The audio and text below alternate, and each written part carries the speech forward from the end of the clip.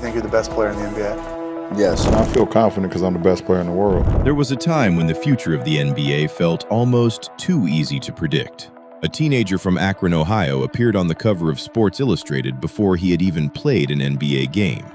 The headline called him the Chosen One, and for once, the hype wasn't completely wrong.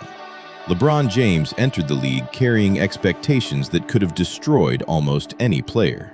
He was supposed to become the next Michael Jordan, the next face of basketball, the next American superstar who would define an entire generation.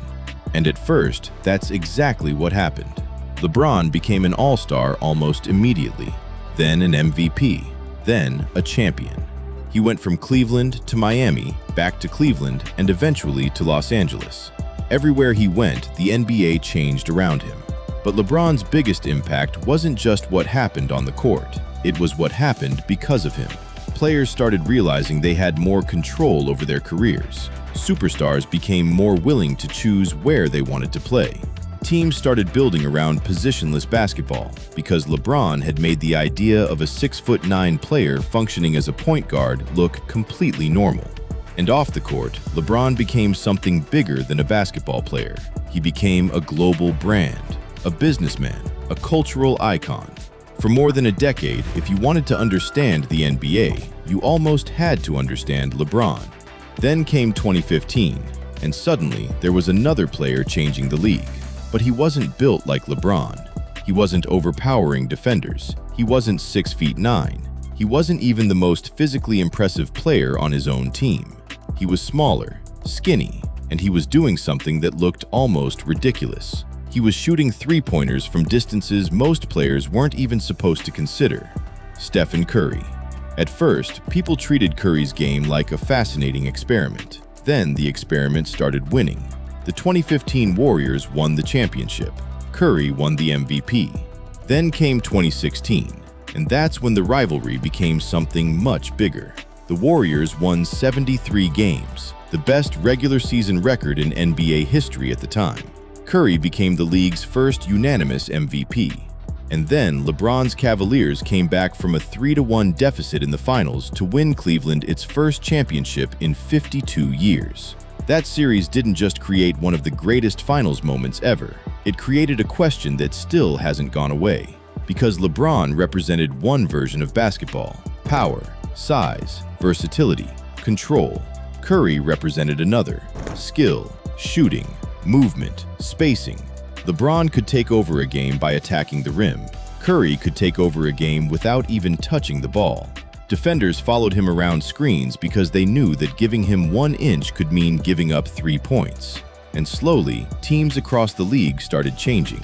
Centers were pulled away from the basket. Big men were asked to shoot. 3-point attempts exploded.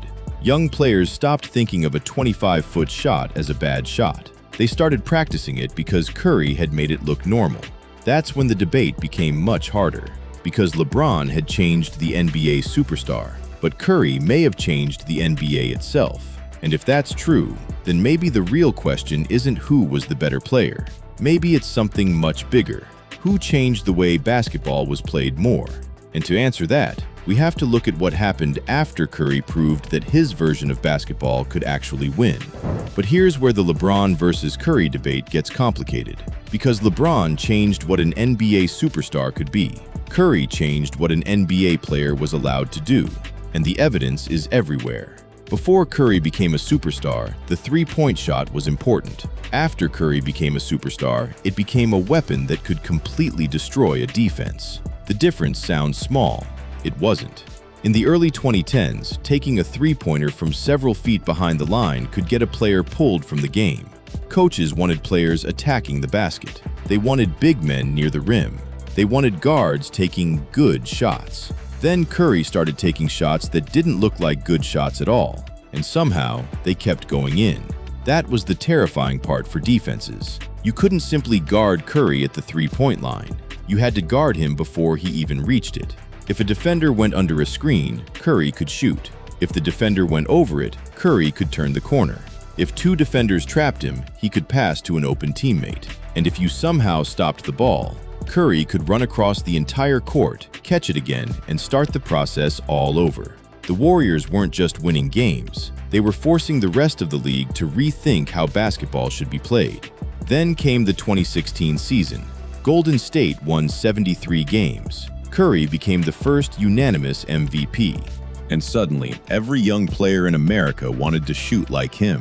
Kids who would have been told to stay near the basket were stepping farther and farther behind the three-point line. Centers started shooting threes. Power forwards started handling the ball. Point guards stopped needing to be traditional pass-first players. The entire concept of spacing became more important. But Curry's biggest influence might have happened outside the NBA. Watch a random youth basketball game today. You'll see players pulling up from the logo. You'll see teenagers practicing 30-foot threes. You'll see coaches designing offenses around 5 players who can shoot. That didn't happen by accident. Curry made those shots look normal. And then came the rivalry with LeBron. 4 finals in a row, 2015, 2016, 2017, 2018. For an entire generation, the NBA had 2 completely different visions of basketball fighting for control. LeBron's Cavaliers wanted to attack through strength and versatility. Golden State wanted to overwhelm teams with movement, passing, and shooting.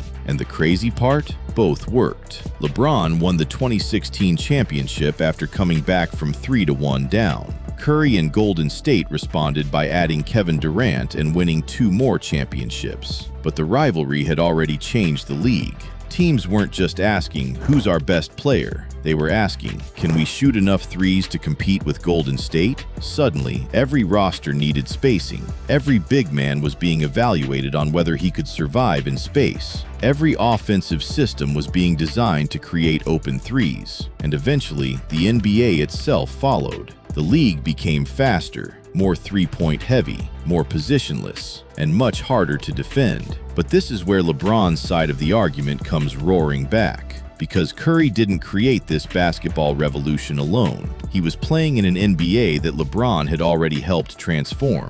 LeBron had already shown teams that traditional positions were becoming less important. He had already turned a superstar into an entire offensive system. And unlike Curry, LeBron didn't just change how teams played. He changed how players controlled their careers. So now we have 2 completely different definitions of influence. Curry changed the shot. LeBron changed the superstar. Curry changed the geometry of the court. LeBron changed the power structure around it. And that leaves us with the hardest question of all. If changing the game means changing the way people play basketball, Curry might have the advantage. But if it means changing the way the entire NBA operates, LeBron's case becomes much harder to beat. We're finally going to put those 2 legacies against each other, because one of them changed the game you watch, and the other may have changed the league that created it. So now we have 2 completely different answers to the same question. If you ask, who changed the way basketball is played, the answer might be Curry. But if you ask, who changed what it means to be an NBA superstar, the answer might be LeBron.